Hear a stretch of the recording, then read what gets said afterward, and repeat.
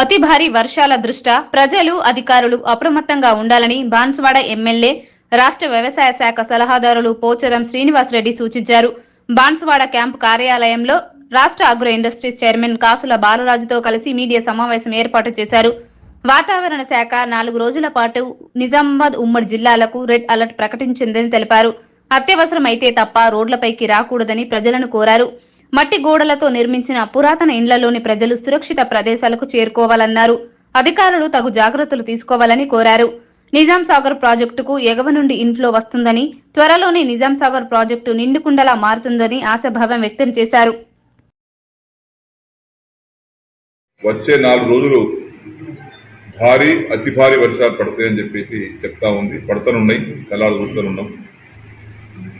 అనేక ప్రాంతాల్లో రోడ్ల మీద నీళ్లు పొంగి ఇండ్లు పడిపోయి ప్రాణాలు పోతా ఉన్నాయి. కాబట్టి నేను ప్రజలకు నా విజ్ఞప్తి, ఈ 4 రోజులు పర్యటన పెట్టుకోకండి, ఎక్కడికి వేరే గ్రామాల్లో వెళ్లే కార్యక్రమం పెట్టుకోకండి. నీళ్లున్న చోటికి పోయి ప్రయాణం చేయకండి. ఊళ్ళో కానీ ఇంటి పక్కన కానీ పిల్లలను బయటకు పంపకండి.